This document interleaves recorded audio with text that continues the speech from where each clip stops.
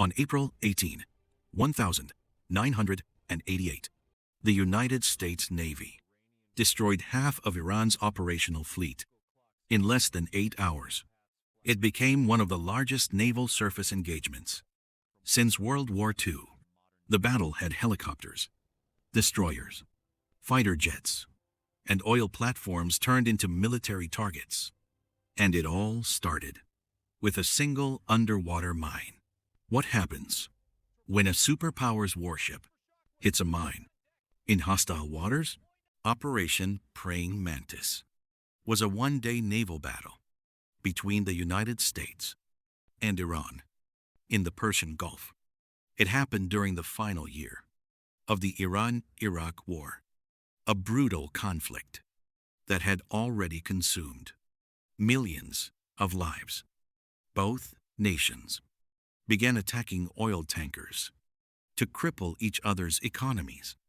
The Persian Gulf became a floating war zone, and the world's oil supply was suddenly at risk. This wasn't a declared war. It was a retaliation strike, and it changed naval warfare forever. The crisis had started years earlier. In 1980, Iraq invaded Iran, triggering one of the deadliest wars in modern Middle Eastern history. By 1987, merchant ships crossing the Gulf had become targets. Iran deployed fast attack boats and underwater naval mines. Iraq launched fighter jet strikes. Neutral oil tankers became trapped between two hostile powers. To protect Kuwaiti oil shipments, the United States reflagged tankers under the American flag. U.S. Navy warships began escorting them through dangerous waters. The mission was called Operation Earnest Will. Then, on April 14, 1988, everything changed. The guided missile frigate, USS Samuel B. was patrolling near Qatar when it struck an Iranian naval mine. The explosion ripped a massive hole through the hull and nearly split the ship in half. 10 sailors were injured. Smoke filled the corridors. Floodwater rushed into compartments. For a moment, the ship looked doomed, but the crew fought desperately to keep it alive. Damage control teams worked in darkness, surrounded by fire, steam, and rising water. And somehow, the ship survived. Investigators later identified the mine as an Iranian M8 naval mine. American intelligence confirmed the attack had come from an Iranian mini-layer. President Ronald Reagan authorized a military response. The target list included 2 Iranian oil platforms being used as military observation posts. Their names were Sasson and Siri. From a distance, they looked like ordinary oil rigs, but U.S. intelligence believed they contained communications gear, weapons, and Revolutionary Guard personnel. At dawn, on April 18, Operation Praying Mantis began. Navy SEALs approached the Sasson platform by helicopter. The Iranian personnel were given 20 minutes to evacuate. Most escaped in lifeboats. After boarding the platform, the SEALs discovered weapons, encrypted communication equipment, and maps of tanker routes. Then, at exactly 8 a.m., U.S. destroyers opened fire. Massive 5-inch naval guns hammered both oil platforms. Explosions ripped through steel structures. Flames consumed the towers. Black smoke filled the Gulf sky. Within 90 minutes, both platforms were destroyed. But the battle was only beginning. Iran's Navy decided to fight back. At 8:45 a.m., the Iranian frigate Sahand left Bandar Abbas Naval Base and moved toward American forces. The Sahand was armed with anti-ship missiles and heavy naval guns. U.S. commanders quickly responded. Aircraft launched from the carrier USS Enterprise, a 6 intruder bombers, and F-14 Tomcat fighters intercepted the Iranian warship. At 1 p.m., the attack began.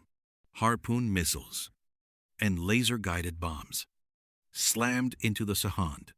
The frigate erupted in flames. Fire spread across the deck.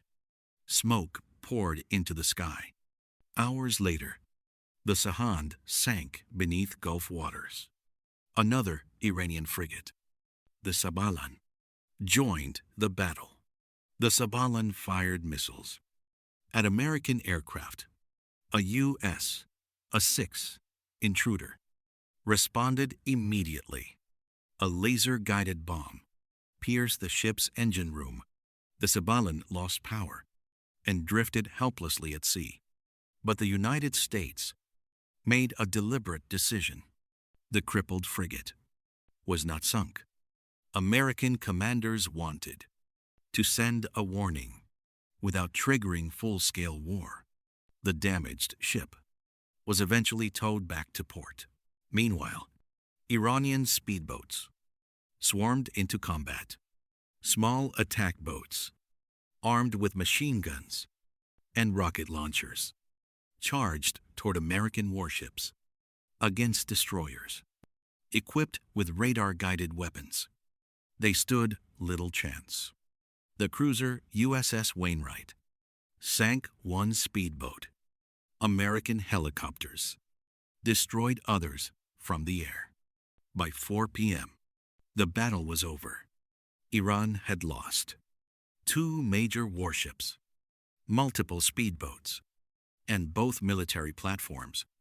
The United States had achieved overwhelming victory, and the entire operation lasted less than 1 working day. Iran later claimed the oil platforms were civilian targets and accused the United States of illegal aggression. American officials argued the platforms were actively supporting military operations. Even today, historians remain divided. Some believe the response was disproportionate. 1 damaged ship had led to the destruction of half of Iran's operational fleet. Others argue Iran's attacks on shipping had already pushed the region toward open conflict. The exact number of Iranian casualties remains unknown. Estimates range from dozens to more than 200. Iran never released official numbers, but one fact is clear. After Operation Praying Mantis, Iranian attacks on Gulf shipping dropped dramatically, and within months, the Iran-Iraq War finally moved toward ceasefire. For the sailors aboard USS Samuel B. Roberts, the battle became unforgettable. Many believed they would not survive the explosion, yet their training, discipline, and teamwork saved the ship. On the Iranian side, sailors aboard the Sahand faced a devastating technological mismatch. The United States possessed precision-guided weapons, advanced radar systems, and overwhelming air power. The battle revealed a new era of naval warfare. Technology had become more important than sheer numbers. Operation Praying Mantis reshaped military thinking. Navies around the world realized surface ships without strong air defense could not survive modern combat. The operation also established a new model for conflicts that exist between peace and full-scale war. On April 18, 1988, the Persian Gulf became the stage. for one of the most powerful naval demonstrations of the modern era, a battle triggered by a single underwater mine, and a reminder that in modern warfare, technology decides who survives the sea.